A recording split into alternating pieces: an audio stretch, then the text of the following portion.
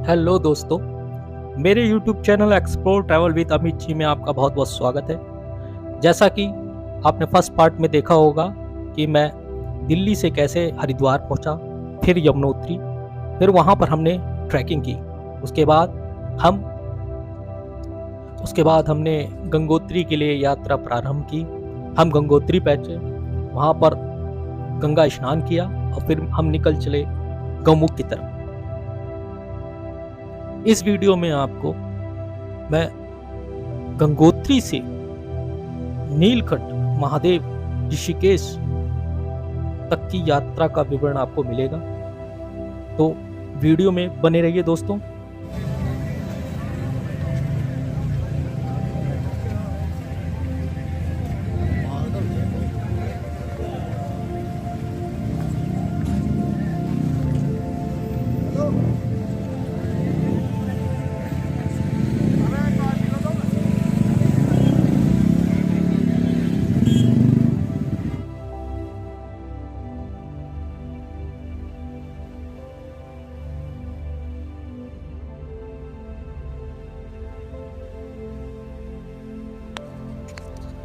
दोस्तों, यदि आप प्राकृतिक सुंदरता को देखना चाहते हैं तो आप मोटरसाइकिल पर ही जाने की कोशिश करें। मोटरसाइकिल पर आपको आनंद तो आएगा ही, दूसरा जिन लोगों को गाड़ी में या बसों में जो उल्टी वगैरह की प्रॉब्लम होती है, मितली आती है, ऐसा नहीं होगा। जैसा कि मैंने भी फील किया है। मैंने 1500 किलोमीटर की यात्रा ऐसे ही तय कर दी और मुझे पता भी नहीं लगा। मैं 6 दिन बिना रेस्ट के, मुश्किल से मुझे 2 दिन रेस्ट के मिले होंगे आराम से 6 दिन में, और मैंने ये यात्रा बस यूं ही कर दी। मुझे एहसास ही नहीं हुआ। मुझे जब मैं यात्रा कंप्लीट करके आया था तो 2 दिन मेरी कमर में दर्द रहा, मगर उसका मुझे कोई दुख नहीं।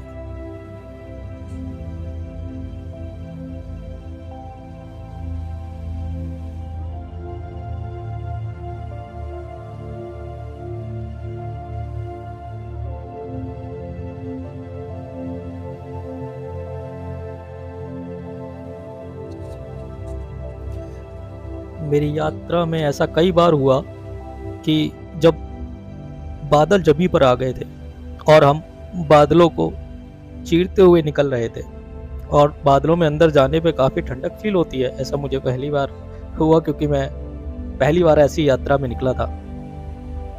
तो अगर आप भी मोटरसाइकिल से यात्रा करते हैं, वो भी गंगोत्री धाम के लिए या यमुनोत्री धाम के लिए, तो आपको ऐसे नज़ारे देखने को मिलेंगे और आपको अंदर से ऐसा महसूस होगा कि आप स्वर्ग में आ गए हो।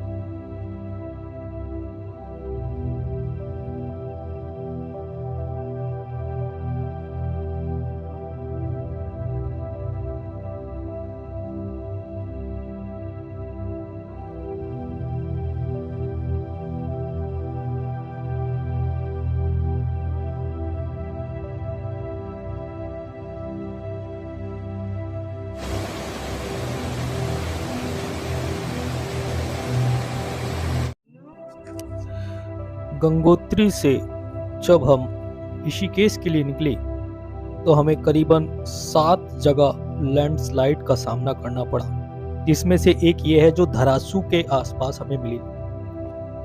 ऐसी कई बार हमें जो है लैंडस्लाइड देखनी पड़ी, और जुलाई मंथ में ज़्यादातर ऐसा होता ही है।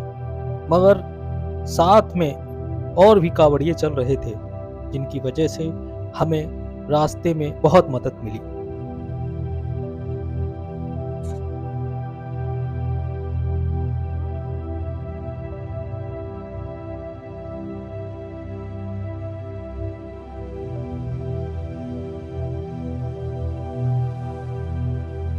बारिश होने की वजह से मौसम सुहावना हो गया था, जिससे मोटरसाइकिल पर थकान फील नहीं हो रही थी।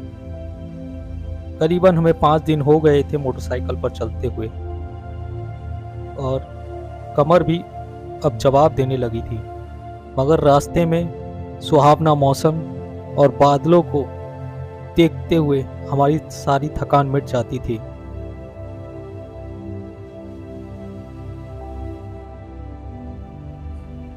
शाम होते होते हम धरासू को पार करते चंबा होते हुए जब नरेंद्र नगर की तरफ पहुंचे तो ऋषिकेश कुछ इस तरह हमें दिखाई दिया, जो बहुत ही आनंदमयी लगा। फिर हम रात को ही नीलकंठ के लिए निकले। नीलकंठ पहुंचे तो वहां पर मोटरसाइकिलों की भीड़ लगी हुई थी, कावड़ियों की भरमार थी। करीबन हजारों मोटरसाइकिल पार्किंग में लगी हुई थी। हमने भी वहीं पर अपनी पार्किंग लगा दी और अपना सामान लेके मंदिर की तरफ चल दिए। रात के 12 बज चुके थे और हमें जल चढ़ाना था। रात के 12 बजे के बाद हम वहाँ पहुँचे भी, मगर देखा तो पूरा नीलकंठ मंदिर जगमगा रहा था। कावड़ियों की अपार भीड़ थी, जो कि लाइनों में लगकर अपनी अपनी बारी का इंतजार कर रहे थे।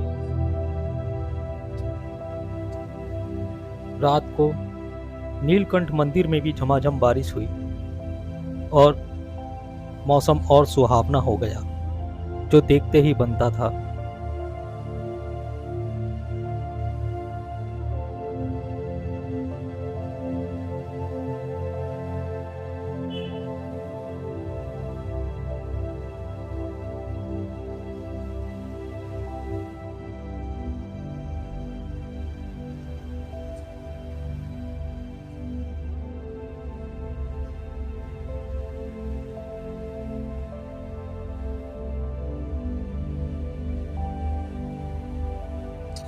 बारह बजे के बाद हमने जल चढ़ाया और हम वहीं पर सुबह होने का इंतज़ार करने लगे, क्योंकि रात भर झमाझम बारिश हो रही थी और जिसको जहाँ मिला वहीं पर लोग बैठ गए।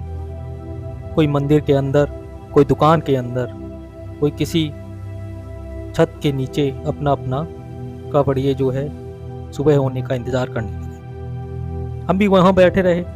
फिर हमने सोचा कि अब चलना चाहिए, तो हम निकल दिए हरिद्वार की तरफ। और रात में हरिद्वार जाते वक्त भी हमें काफ़ी भीड़ का सामना करना पड़ा। हजारों कावड़िए सड़क पर चले जा रहे थे।